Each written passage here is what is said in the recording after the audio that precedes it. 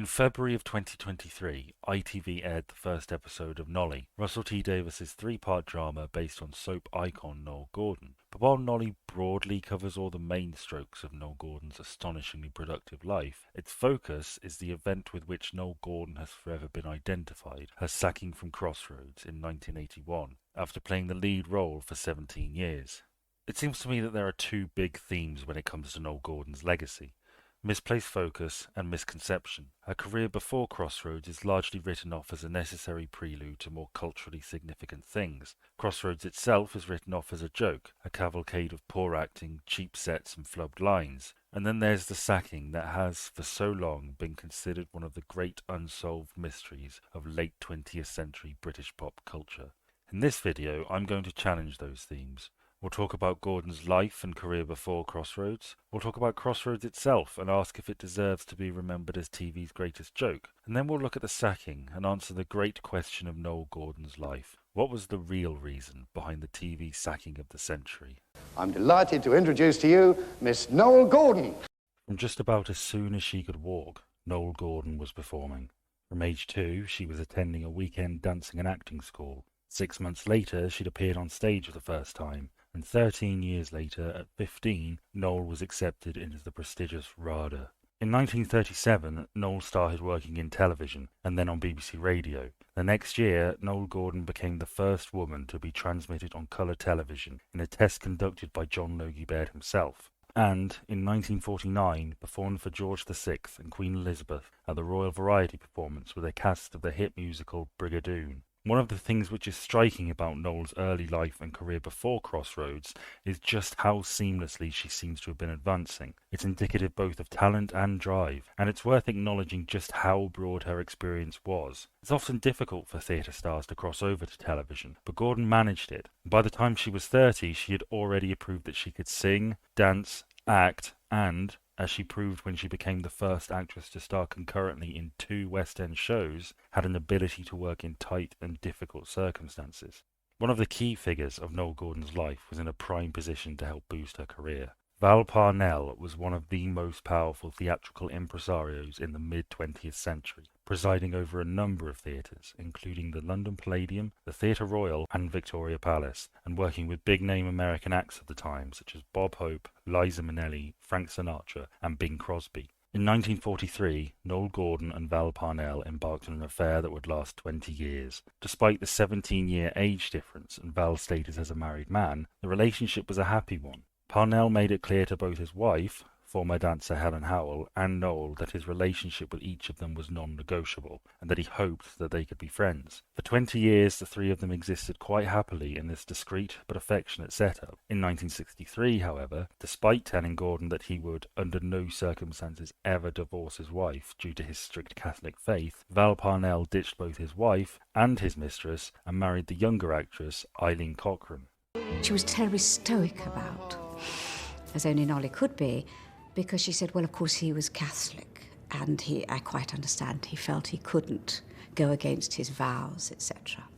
And that was fine until he suddenly marries his secretary, who is, about, I don't know, much younger, and that broke her heart, I think. It was in 1954 that the second phase of Noele Gordon's career began. Talent agent and impresario Lou Grade was planning to launch a new regional television production company. In an attempt to gain a better understanding of how American TV operated, in hopes of copying American success, Grade asked Noele Gordon to go to the US for a year on a fact-finding mission.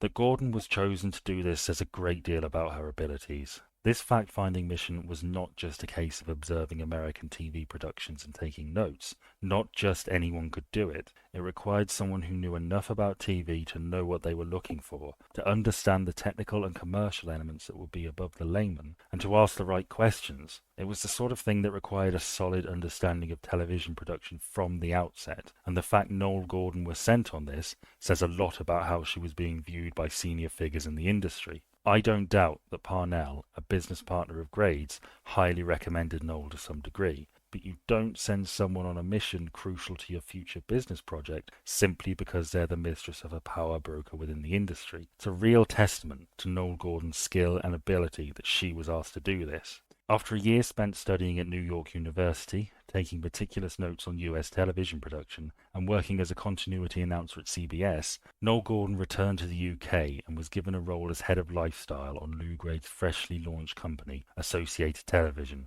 or ATV, becoming the first woman to hold an executive role in UK commercial television. For the next 9 years, Noele Gordon presented shows for ATV, though more often than not, she did far more than this. For example, The Weekend Show saw her present, direct, and generally supervise the production of the show. One of the big standouts of the first few ATV years for Noele was 1958's Noele Gordon Takes to the Air, in which she learned to fly. Takes to the Air is noteworthy for a few reasons. Firstly, learning to fly is a very difficult and very stressful thing to do at the best of times, let alone when you have to balance it with presenting a TV show.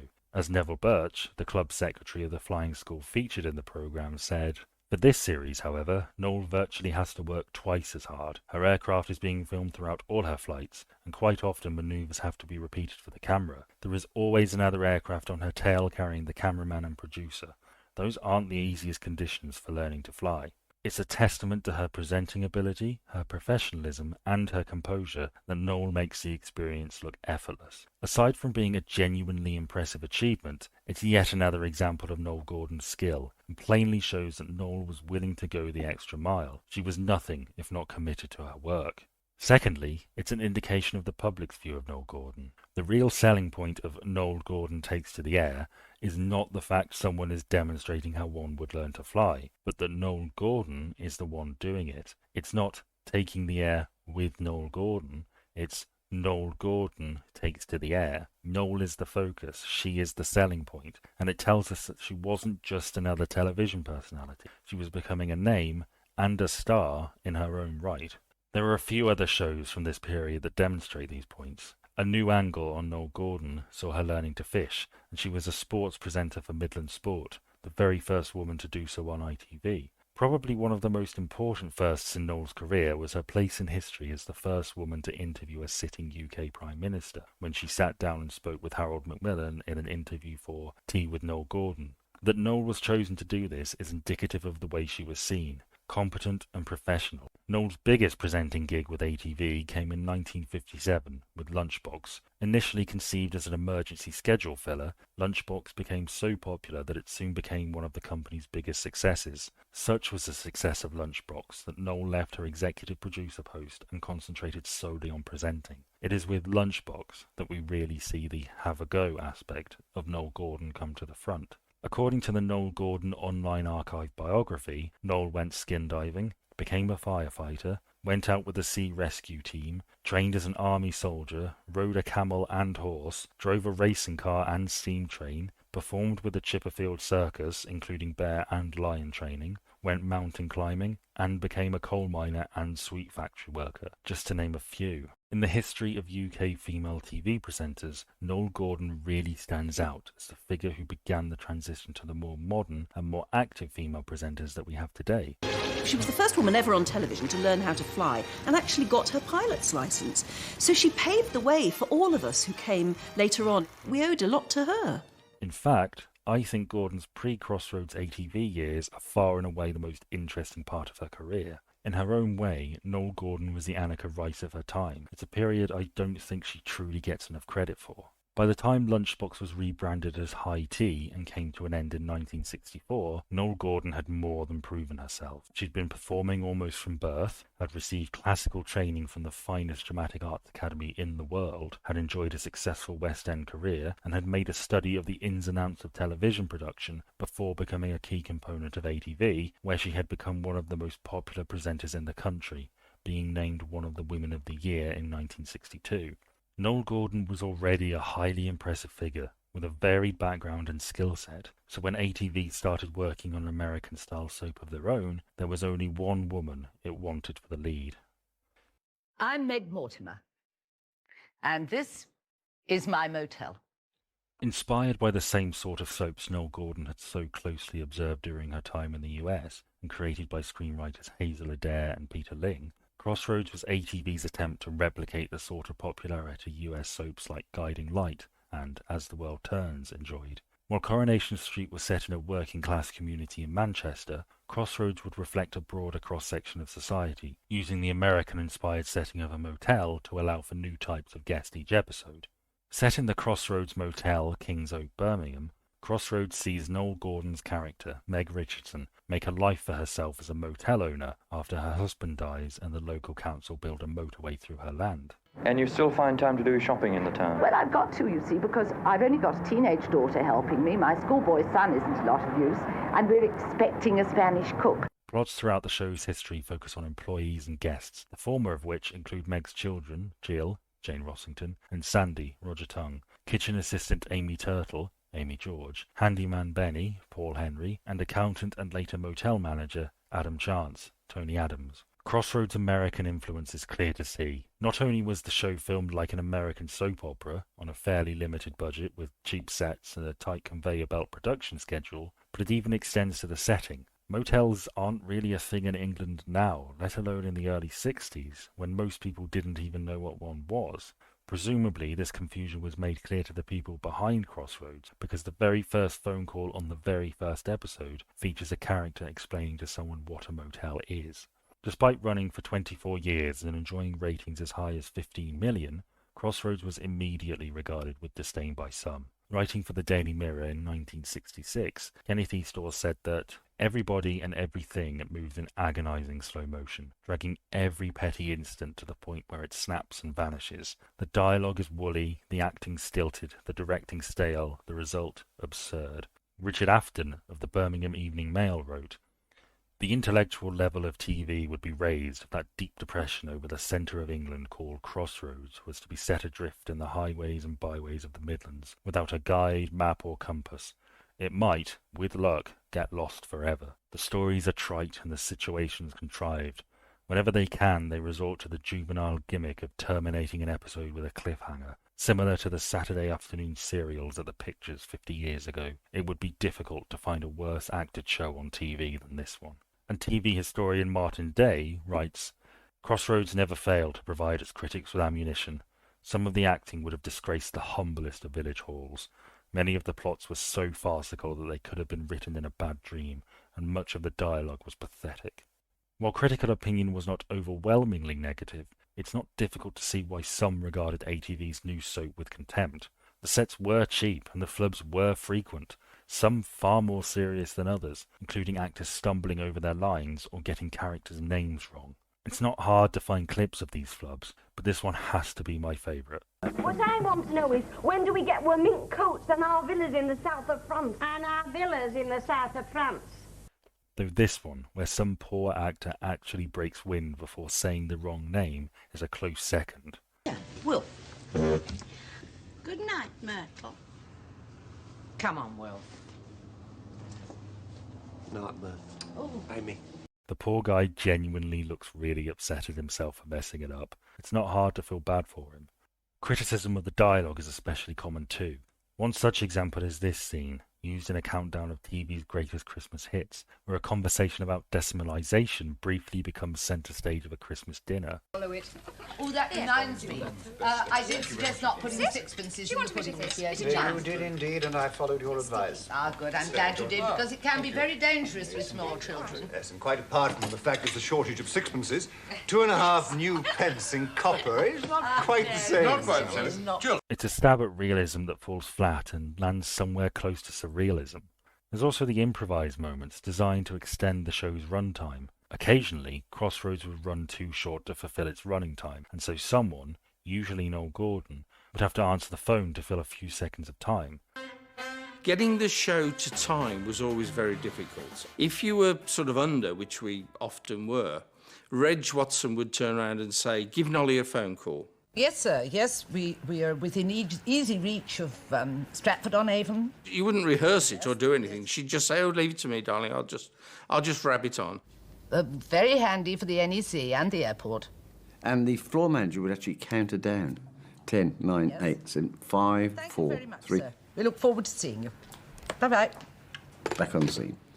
This also explains why sometimes the distinctive credits would run a little slower. By the same token, we had the Crossroads captions came down and across.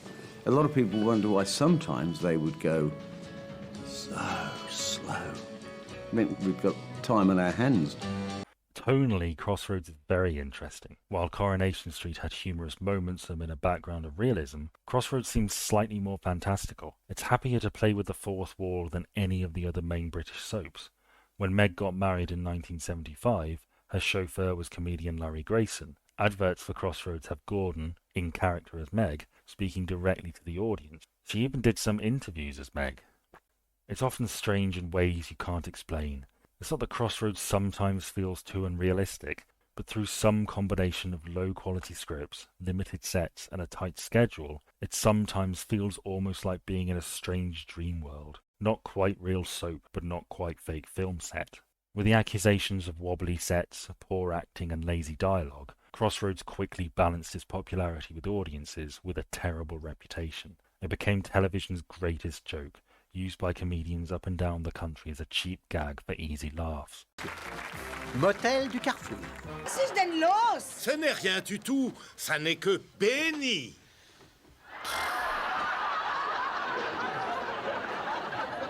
The most notable comedic take on Crossroads, and the only one with any real lasting cultural legacy, is Victoria Wood's Acorn Antiques. Well, it's 6:30, and this is where we unfortunately have to lose half our audience, because there's a much better programme on another channel. Set in the fictional town of Manchesterford, Acorn Antiques is a soap opera parody, focusing on the employees of the titular Acorn Antiques, and with each sketch presented as an episode of the soap. Inspired not just by Crossroads, but by radio soap Waggoner's Walk, Acorn Antiques presents itself as a real soap beset by all the problems associated with the genre. Sets are falling apart, actors miss their cues or block shots, the performances are poor, the plot's inconsistent and ridiculous, and the crew are often heard hissing instructions as oblivious or confused cast look on. If it's to ask me for another job for your untrustworthy cousin Joseph, then the answer's no. This last little escapade has a 2 parts in French English, not to mention apologizing to every Asian grocer. You came in at exactly the right time. Are we off? I thought that went quite well, didn't you? Still on there.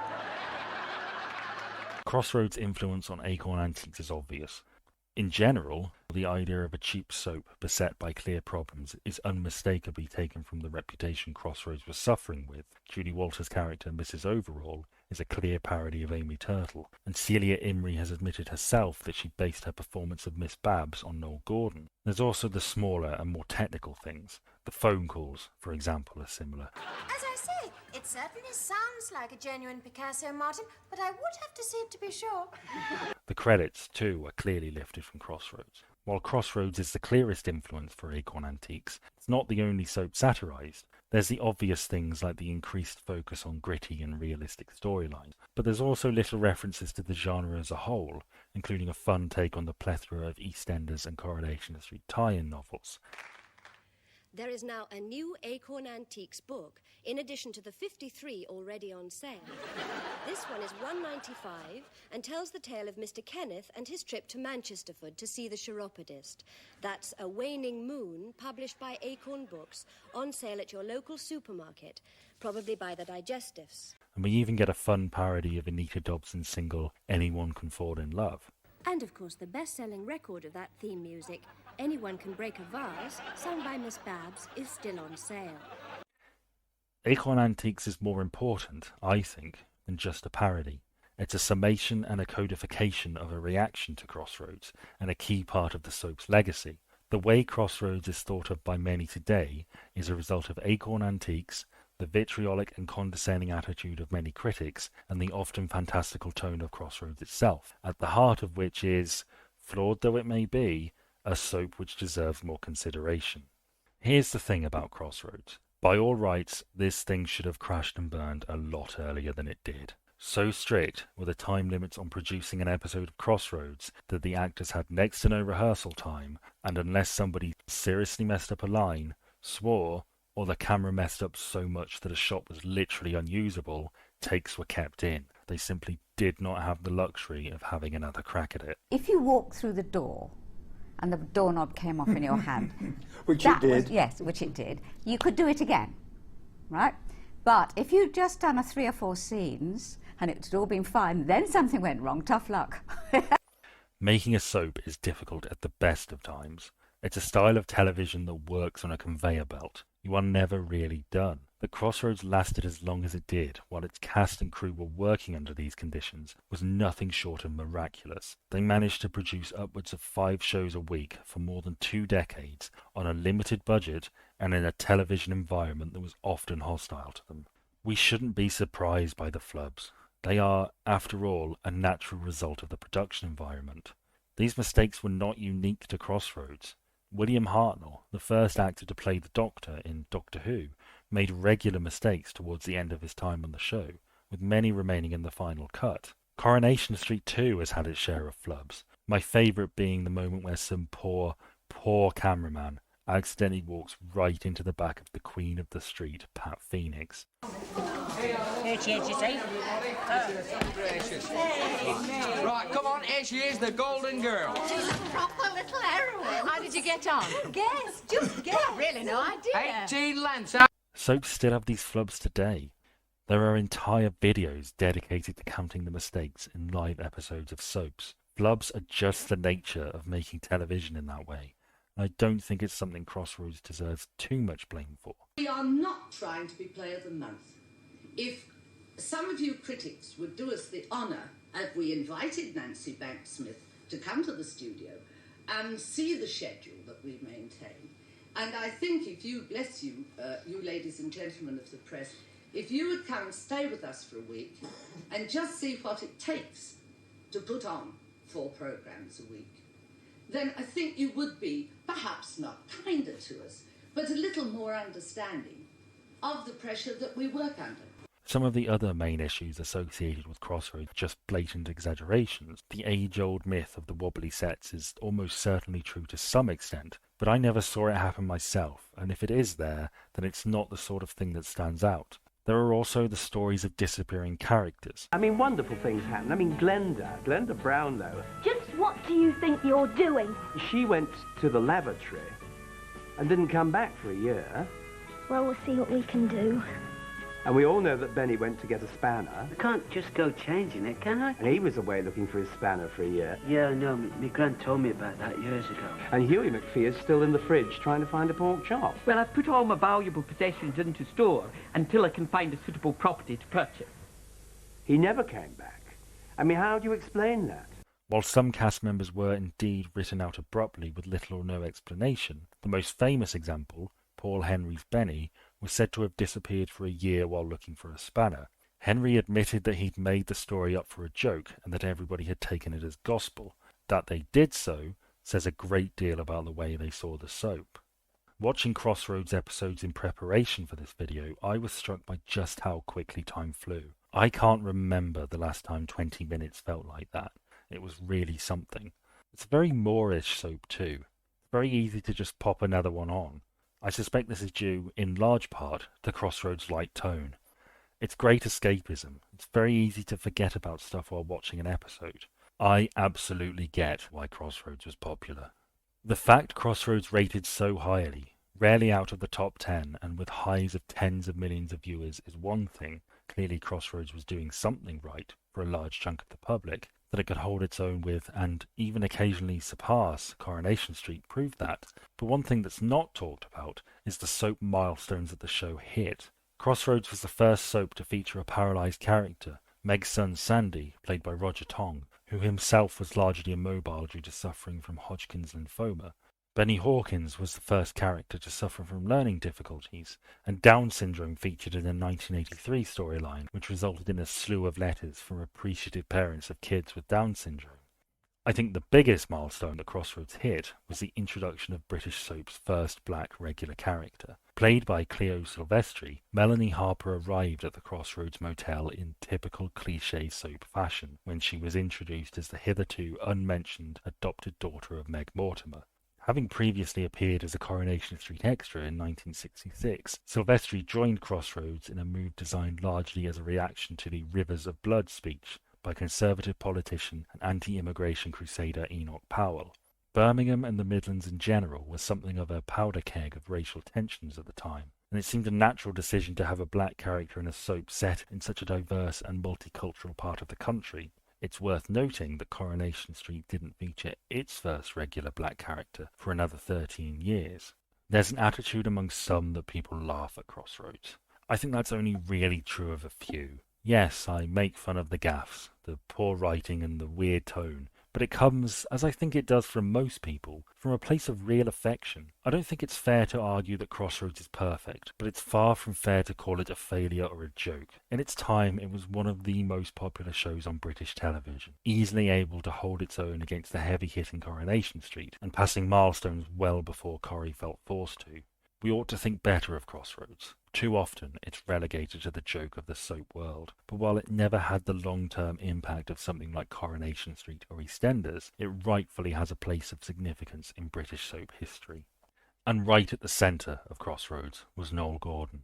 I don't think any one person has ever been quite so connected with a soap in quite the same way Noele Gordon was. Perhaps it's solely a result of the fact Crossroads just didn't have many big stars of that calibre, but to many it is impossible to think of Crossroads without thinking of Noele Gordon, and vice versa. Noel's popularity with the fans of Crossroads is obvious.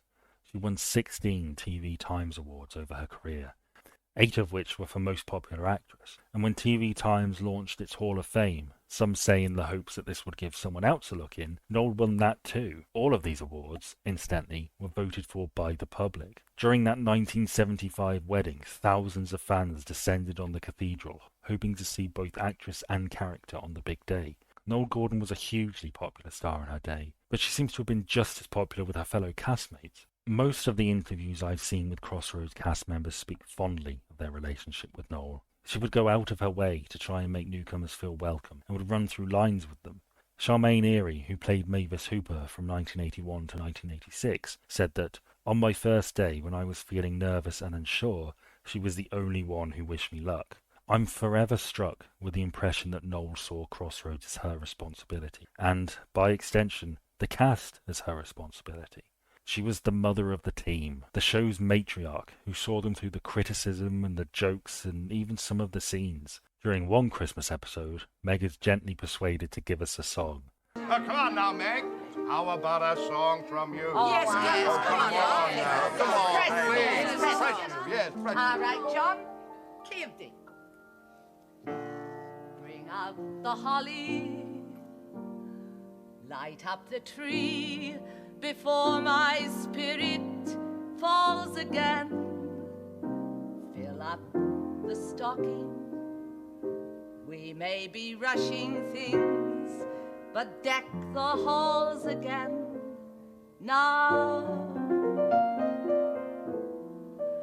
For we need a little Christmas right this very minute. Candles at the window, carols at the spinach. You can tell the rest of the cast are uncomfortable with singing. They're all wearing painted smiles as though this twee little performance they're contractually obliged to give is killing them. I shall never forget that. I wanted the ground to swallow me up. It hasn't snowed a single flurry, but Santa dear, we're in a hurry. And I thought, I am embarrassed. But I looked and I thought, no, Nolly, you're not, so I won't be. And we all sang away, and it was because of her confidence in doing it.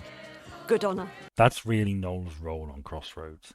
To cast and fans alike, she was the beating heart of that show, both emotionally and functionally. She was the point around which the cast could rally, and the figurehead the fans could project their appreciation on. And then, on a June day in 1981, that heart was suddenly and inexplicably ripped out.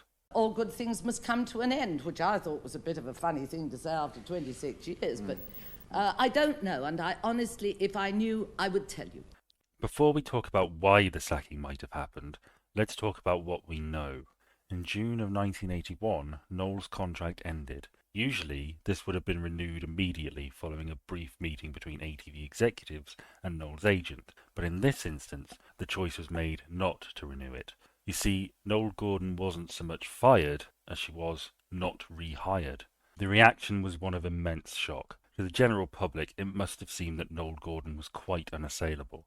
the absolute star of Crossroads, and now she had been sacked for seemingly no reason. Even ATV's statement, light on details, provided little explanation, appearing to say little more than, "All good things must come to an end." No one seems to have been more shocked than Noele herself. After her departure from Crossroads was announced, she stepped out from rehearsals to speak with the press. As my agent was told, all good things come to an end. And indeed they do. Actors are used to being sacked. Actors are used to shows folding. But please don't ask me any more questions about policy or the reasons. I don't know the reasons for my dismissal. You must ask ATV. Two things are made immediately clear with this appearance. Noele Gordon had no idea why she'd been sacked, and she was not happy about it. The press, of course, lapped it up. They saw in Noele sacking all the things that keep it popular today: high drama, tragedy, betrayal, and a huge fall from grace. The public launched campaigns to try and keep Noele on the show. Save Our Meg became their rallying cry, made even more pertinent by the offhanded suggestion that Meg Mortimer might very well be killed off. Even Acorn Antiques, some 6 years later, parodied the situation by sacking the actress who played Mrs. Overall. Local news. Brian Taylor, new go-ahead producer of the television soap opera Acorn Antiques, today announced the sudden axing of two of the longest-running characters. Were you expecting to be fired? A faithful dog expect to be kicked. That shows my life. When it came to it, though, Meg Mortimer was not about to die. Though a funeral scene was filmed, likely to throw off the press, Meg survived, leaving the country on the QE2. While ATV had no compunctions about losing Noele Gordon, much like EastEnders when it came to Dirty Den, Crossroads simply couldn't bring itself to burn their ace card. After her final episode aired, Noele Gordon appeared on Russell Harty's hit chat show, Harty, to discuss her departure from the show that made her famous and her potential future. It's a high-rating programme. You're the linchpin of it. Why was it you that had to go? I don't know. I haven't been able to find out. That's not her trying to be coy. She really has no idea why she was fired and has no intention of pretending otherwise. Most people in Noele's position might have said it was a mutual decision, or that they decided to move on to other projects, if only to save face, but not Noele. She sings the show out as well, and once again has a hard time of not showing how she really feels. Goodbye, time now to go. My love goes with you wherever I go. Goodbye, I'm sorry to say there'll be no tomorrow like yesterday. By far, though, I think the highlight, if there even is one, of the whole sacking is her performance at that year's ATV Christmas party. Every year the cast of Crossroads would do these individual skit-type things, sing songs, tell jokes, music hall type stuff. For her last Christmas party performance, Noele Gordon takes to the stage in full mourning regalia, widow's veil and everything. Then she starts singing. I never knew that our romance had ended until you poisoned my food. And I thought it was a lark when you kicked me in the park. But now I think it was rude. As if that's not enough, partway through she stops to produce a framed photograph of ATV executive Charles Denton. I've only met this person once who sacked me.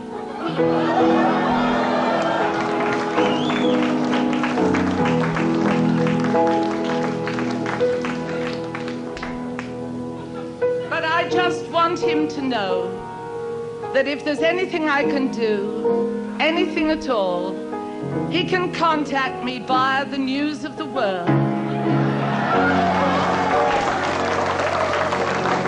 Good for her.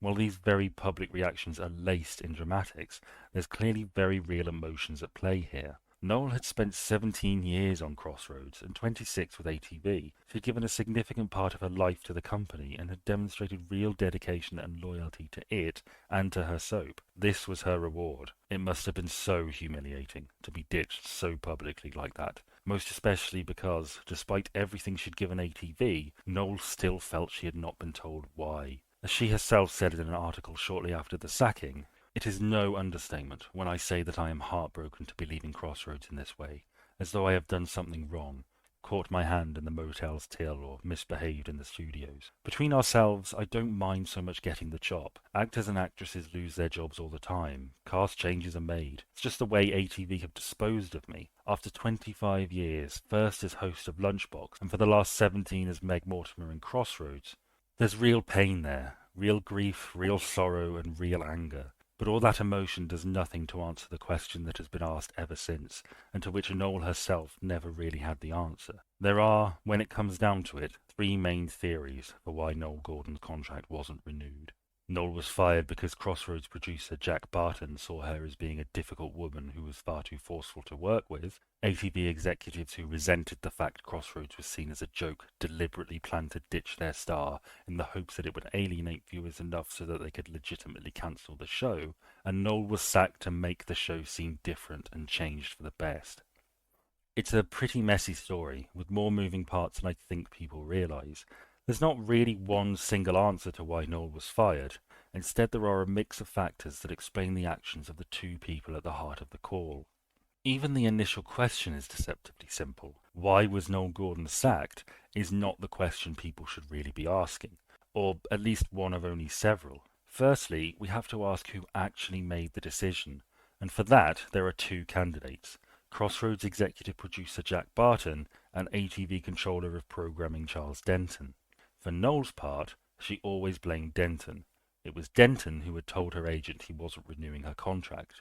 It was his name at the bottom of the statement, and, perhaps most tellingly, Noel described a conversation in which Jack Barton had told her that Charles Denton had asked if Crossroads could be produced without her.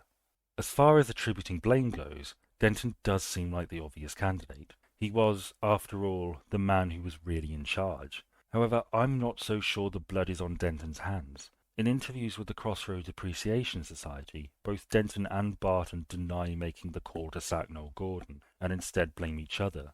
There are, unfortunately, no magic bullets in this mystery, but the fact that Denton's blame of Barton is supported by Margaret Matheson, ATV's head of drama, does sort of push the argument in favour of Barton having made the call.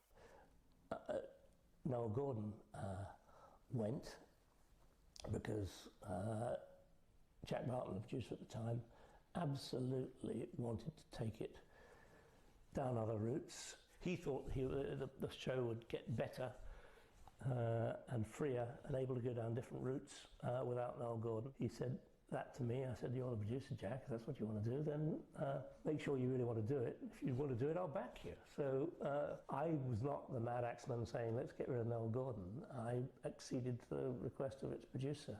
We also have to ask ourselves, why would Denton make the decision to get rid of Noele Gordon? As we shall see, the feeling towards Crossroads from the ATV higher-ups was not always a warm one, but there doesn't seem to have been any inciting incident to explain why Denton would make that decision. It has been argued that he made the move to try and kill Crossroads, but I don't buy this for a second. Such conspiracy thinking comes from the mindset that views sacking Noele Gordon as such a calamitously foolish move that it must have been intentionally malicious. Fun a thought as it might be, I don't think it's particularly likely. I'm very much in the camp that says Jack Barton made the call.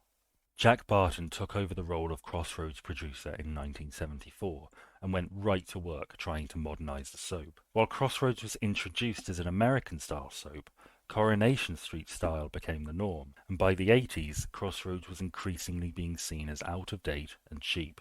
Barton wanted to change this. He introduced more issue-based storylines and, crucially, cut a lot of cast members.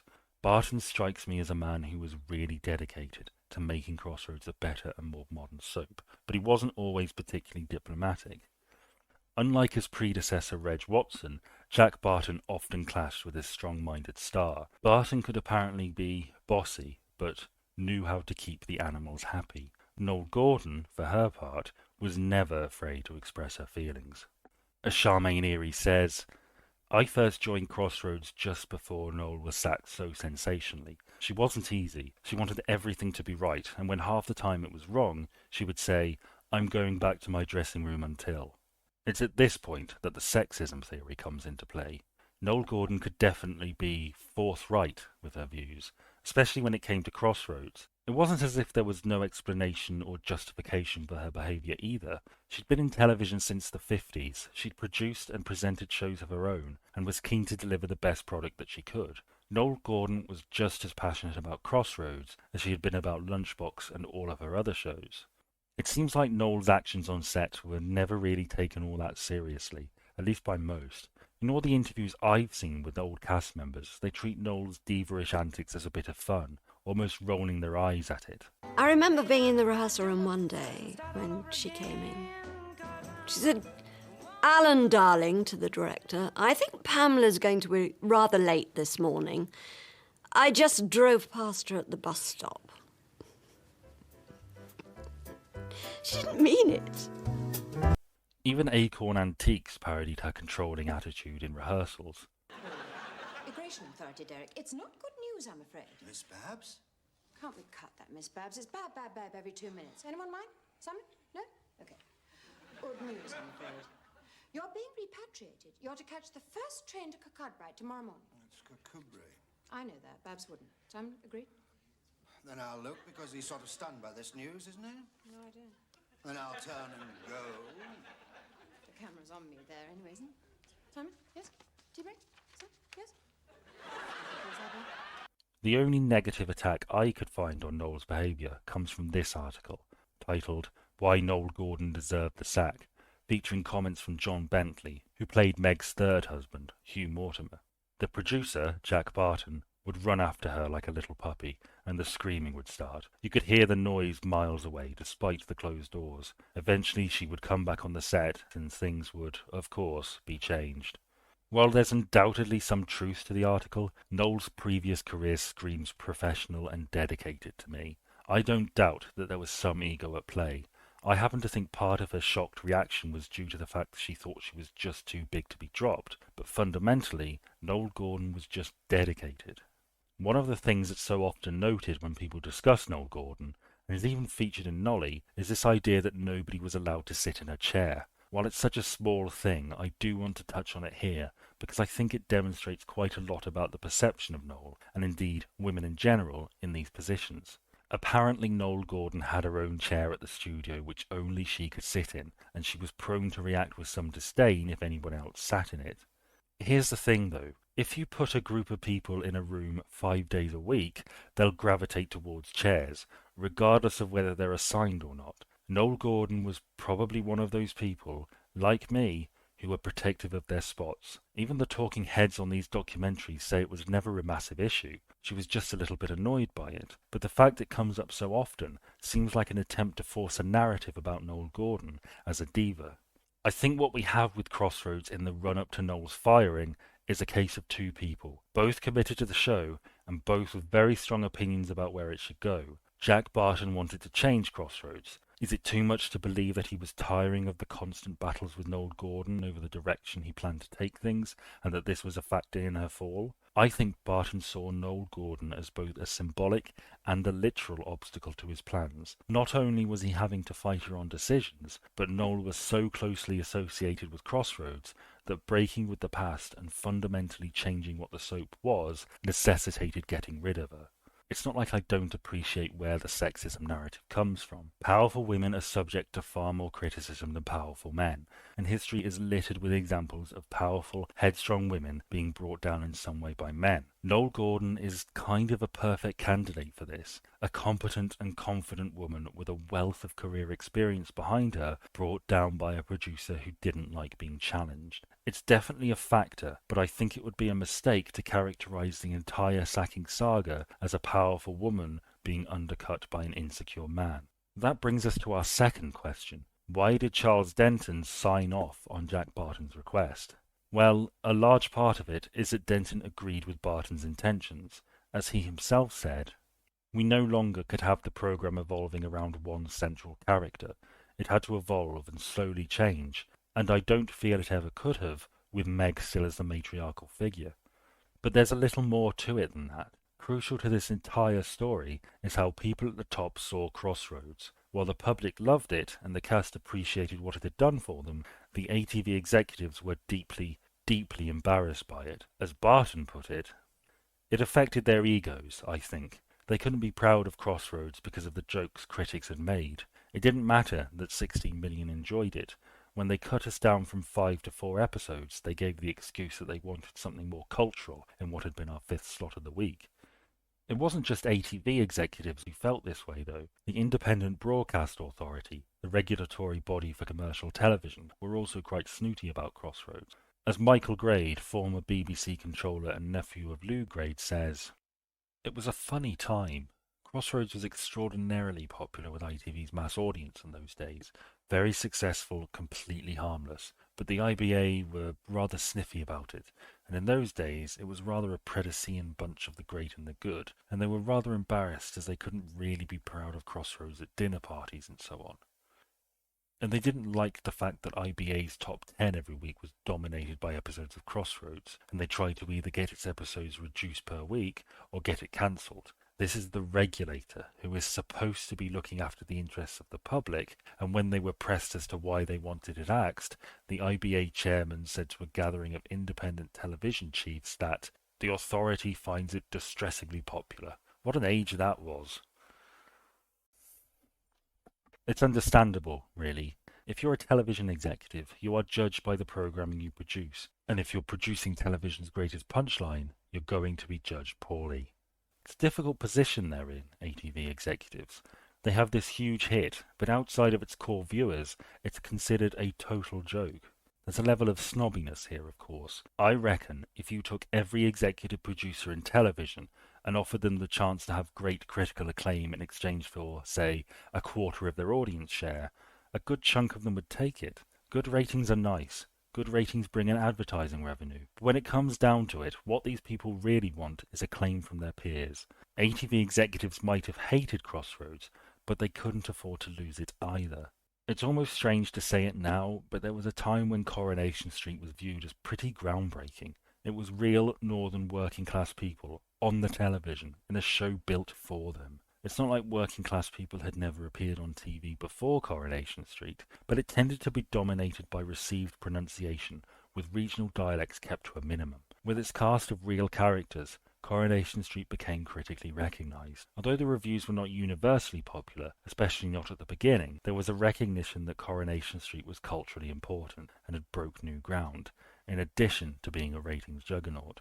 By contrast, Crossroads was fantastical, American and light. It had no substance and was prone to flaws due to limited production time. What ATV really wanted with Crossroads was another Coronation Street, and Jack Barton seemed to be trying to move in that direction. From a hard-nosed executive's position, that was the goal. Not just because of the critical reception it would hopefully garner, but also for the higher-end advertisers it would attract. Because Crossroads was viewed by lower-income households, and because of its reputation, big advertisers were less keen to be associated with it. There were monetary concerns at play here too.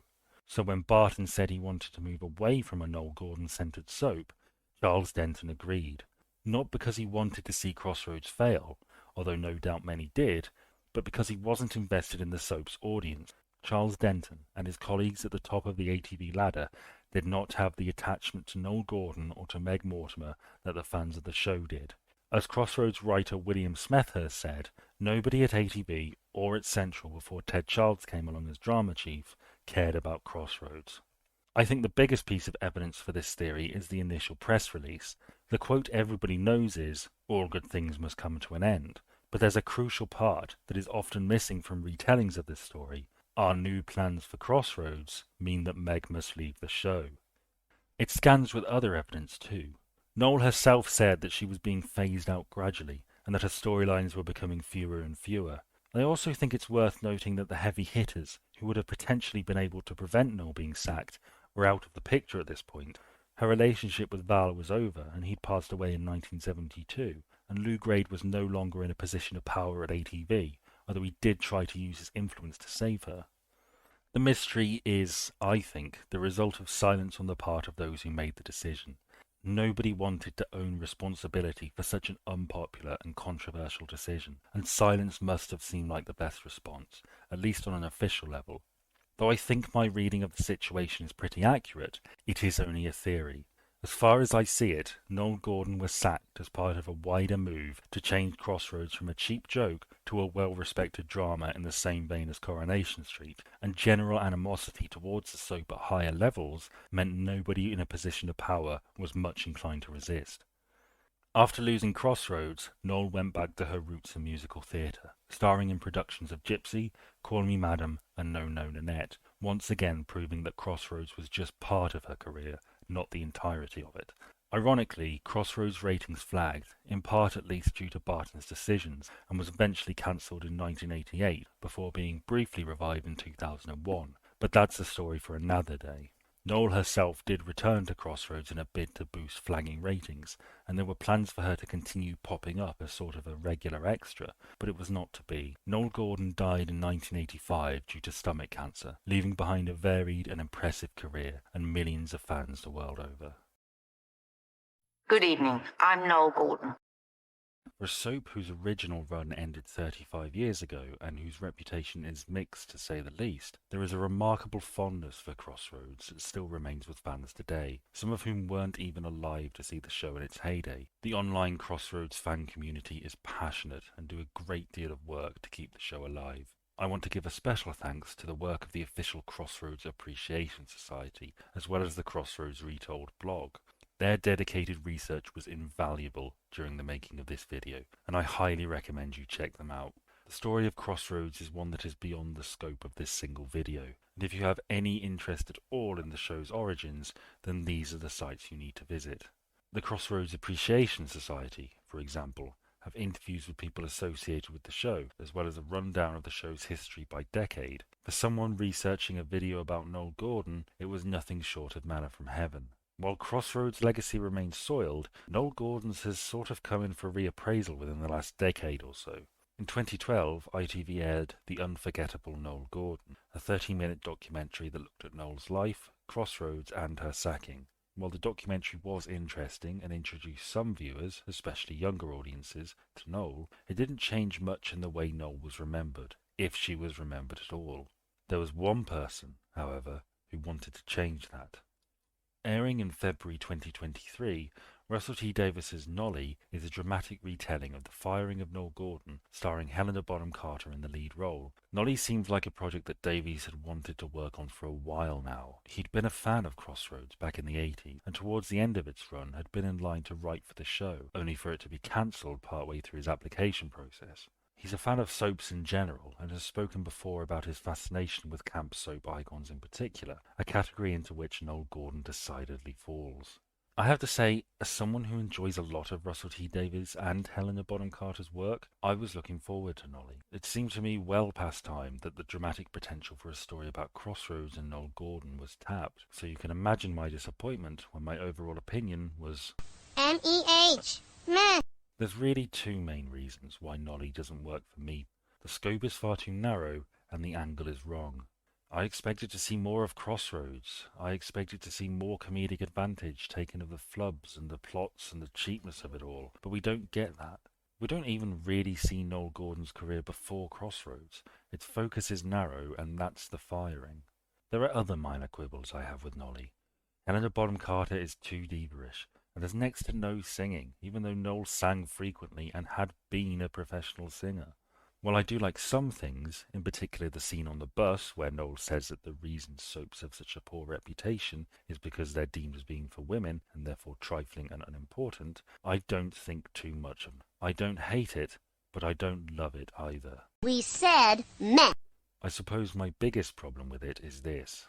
Nolly uses Noel's previous work, her pioneering of daytime TV, her executive producer position, her commitment to her work, her West End success, as a way to increase the tragedy of her firing. Noele Gordon's sacking is the least important and least interesting thing about her.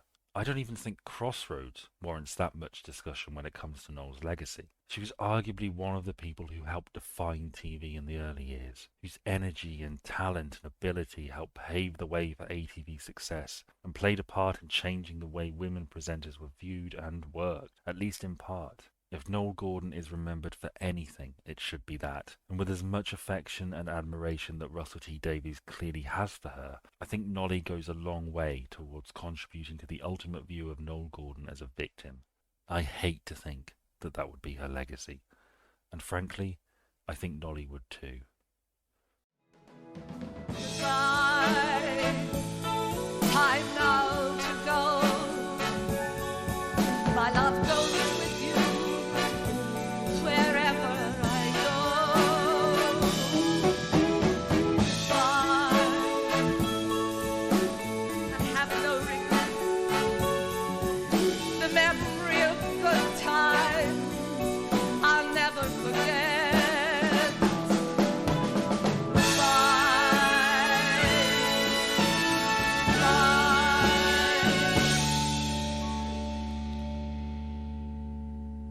Goodbye.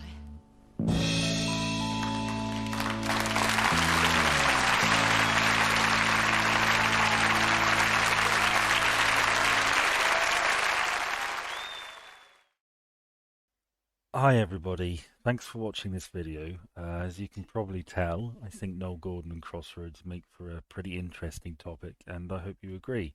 I'm sorry these videos aren't published as regularly as I would like. I had hoped to get one out a month, but reality quickly got in the way. It's a pretty long process and I work full time, so unfortunately things haven't run quite as quickly as I would have liked.